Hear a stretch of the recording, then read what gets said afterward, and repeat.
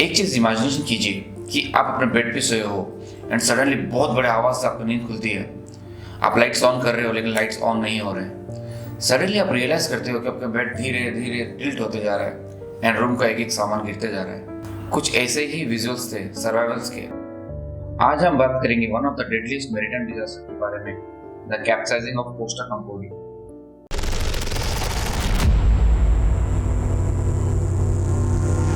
Costa Concordia, जिसकी लंबाई 290 metre थी एंड 4500 पैसेंजर को एकोमोडेट कर सकता था।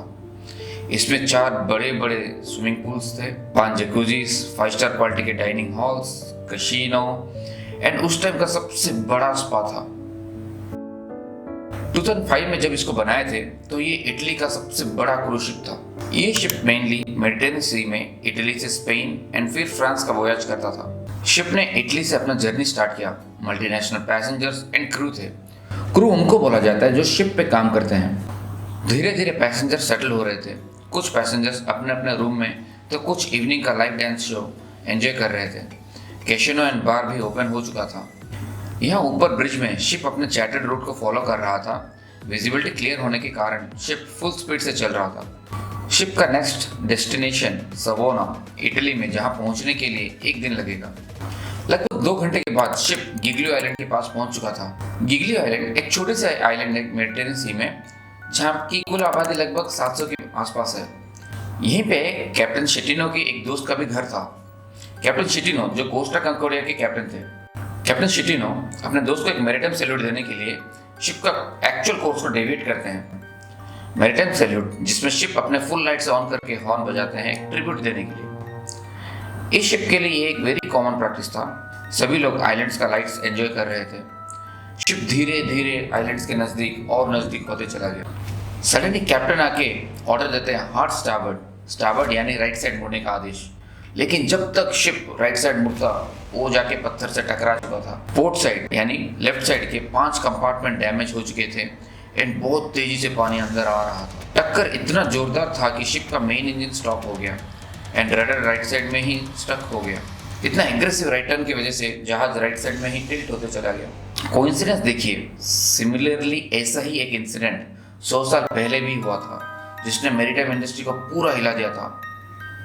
The sinking of Titanic. जहाज में भागदौड़ मच चुकी थी। सभी लोग शॉक में थे एंड उसी वक्त कैप्टन शेटिनो ने अनाउंस किया कि घबराने की कोई ज़रूरत नहीं है, ये एक मेजर इलेक्ट्रिकल प्रॉब्लम है। यही सवाल आता है कि क्यों कैप्टन शेटिनो ने एक्चुअल जो सिनेरियो थे नहीं बताया। इसी बीच एक पैसेंजर ने अपने घर फोन करके पूरा सिचुएशन बताया। इंसिडेंट को हुए लगभग 30 मिनट हो चुके थे। इटालियन कोस्ट गार्ड ने शिप को कांटेक्ट किया, बट कैप्टन ने एक हल्का सा इलेक्ट्रिकल प्रॉब्लम है बोलकर टाल दिया। इस वक्त तक जहाज के कुछ क्रू समझ चुके थे कि कुछ तो गड़बड़ है। उस रात शिप में कुछ इंडियन क्रू भी थे। करनाथा रमेशना जहाज के सिक्योरिटी स्टाफ में से एक थी, जिन्होंने बहुत सारे पैसेंजर्स को लाइफ बोट की तरफ जाने में हेल्प किया। और एक थे रसल रबेलो, जो एक वेटर के तौर पर काम करते थे। कैप्टन के ऑर्डर से पहले ही वो समझ चुके थे कि अब शिप को छोड़ना ही ज्यादा सेफ है। उन्होंने पर्सनली बहुत सारे पैसेंजर्स को लाइफ जैकेट दिया एंड लाइफ बोट की तरफ गाइड किया।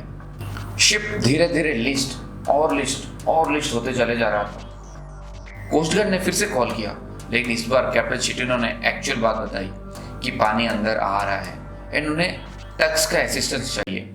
लगभग 1 घंटे के बाद कैप्टन शेटिनो ने इमरजेंसी अलार्म दबाया एंड अबैंडन शिप का ऑर्डर्स दिया। इतने में कुछ लोग ने जो ऑलरेडी बोट स्टेशन पे मौजूद थे जबरदस्ती लाइफ बोट को लॉन्च कर दिए। लिस्ट धीरे धीरे 20 डिग्री तक पहुंच चुका था।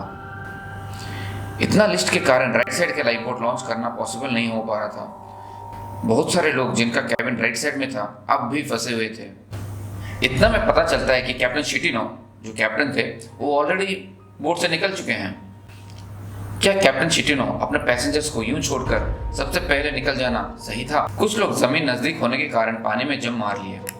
इटालियन कोस्ट गार्ड ने कैप्टन को कांटेक्ट किया एंड ऊपर जाकर बचे हुए पैसेंजर्स को हेल्प करने को कहा। तुम अपने पैसेंजर्स को यूं छोड़कर नहीं जा सकते। अगर तुम ऊपर नहीं गए तो इसका इंजाम बहुत बुरा होगा। पर जवाब में कैप्टन ने ऊपर जाने से इनकार कर दिया। इस टाइम तक बहुत सारे बोट्स, कुछ शिप्स एंड हेलीकॉप्टर्स हेल्प करने आ चुके थे। रात भर डाइवर्स ने फंसे हुए पैसेंजर्स को बाहर निकाला। सुबह का डेलाइट आने के बाद ही पता चला कि एक्चुअल डैमेज कितना हुआ है। अब भी कुछ लोग अंदर फंसे हुए थे। एक तरफ ये सब चल रहा था, लेकिन कैप्टन अभी भी बाहर से सब कुछ देख रहे थे। इस टाइम तक गिग्लियो आइलैंड में ये बात फैल चुकी थी। वहाँ के लोगों ने सर्वाइवर्स को अपने घर, चर्च एंड स्कूल में जगह दी, गर्म कपड़े, पानी और खाना भी दिया। बहुत सारे लोग अब भी शॉक में थे एंड पानी ठंडा होने के कारण कुछ को हाइपोथर्मिया भी हो गया था। 4200 लोग में से 32 लोग नहीं बच सके, जिनमें से एक अपने रसल रबेलो भी थे, जिन्होंने पैसेंजर को सेव करने के लिए अपना खुद का लाइफ जैकेट भी दे दिया। इस इंसिडेंट के बाद कैप्टन शिटिनो को 16 साल की जेल हुई। ये इंसिडेंट बहुत सारे क्वेश्चंस उठाता है। क्या कैप्टन का यूं सबको छोड़कर चले जाना सही था? क्या होता अगर कैप्टन शिप का एक्चुअल कोर्स को डिविएट नहीं करते? और क्या होता अगर एक्चुअल टाइम में इमरजेंसी बटन दबाया होता तो शायद और कुछ जान भी बच सकते थे। आप ये इंसिडेंट के बारे में क्या सोचते हैं? कमेंट्स में बताइए।